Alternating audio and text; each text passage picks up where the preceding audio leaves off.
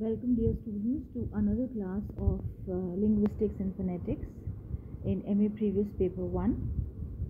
Now, as in the previous classes, we already covered a lot of topics related to language and the expression of language practically. Today, I'll be dealing with the topic bilingualism.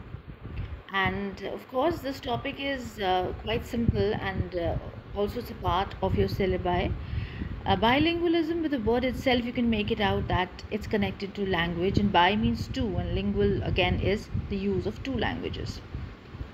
Now, when we talk about bilingualism, the first thing that comes to our mind is that what exactly, in which way we will be able to interpret bilingualism in a situation where we have various ethnic groups. They are persistent everywhere.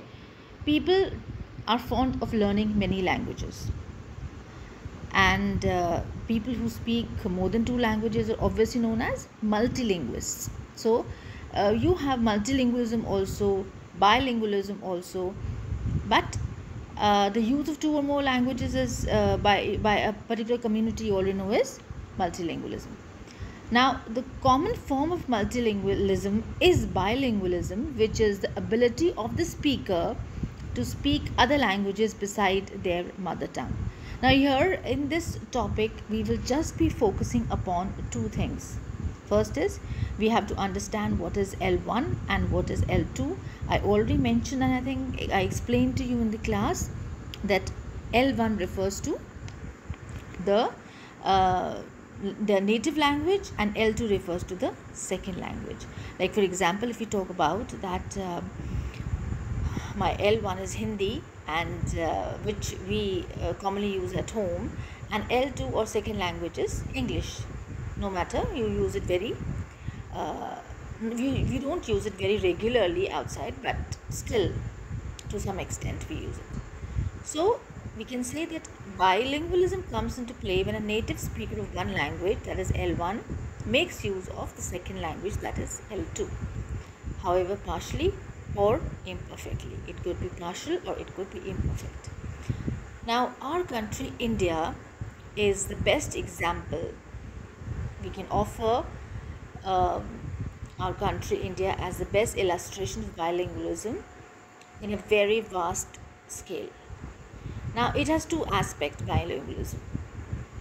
One, mostly literate persons in India know their L1, that is Hindi, India, the regional language. L1 is not only Hindi, like at my home, we already learn and grew up learning Hindi, but in some homes or with some people, they grew up learning speaking in Sindhi or Marwari or any other kind of a native language, that regional language they're talking about. So L1 is not only basically L1 includes the regional, the native or the original, your typical community language that you learn as a child, and generally it is restricted to the people of your own community or the people with whom you reside at home. And L2, which is of course an acquired language, that is English. 2. On account of increased inter-regional mobility, people migrating to another region for professional, commercial or educational purposes try to acquire proficiency in the language of that religion. That is, this is the way we are able to understand L1 and L2. Now, we'll also be able to understand through various examples that we will be reading in bilingualism. A speaker who has a complete mastery of two languages and employs both in all uses to which he puts either is an ambilingual. Okay, we have another category of lingualism. We are talking about bilingualism, then we spoke about multilingualism, and we have another is ambilingualism. Now, it is not easy to acquire equal competence in L1 and L2. This is very simple. You cannot be well versed, like if you are if you have got Marwari or Sindhi or any other local language at a native language at your home. I mean, it is just a language to communicate. You won't be going deeper into grammar and the structures of that language. But in an acquired language, that is L2, you're definitely going to have this thing. So it is said that it's not easy to acquire competence in both L1 and L2. So the number of ambilinguals is not very large. However, most of the literate Indians, for historical reasons, have to and still have to acquire reasonable proficiency in English. So this is the reason, that there are historical reasons. There could be other reasons also, that English has become a very integral part of English language in India.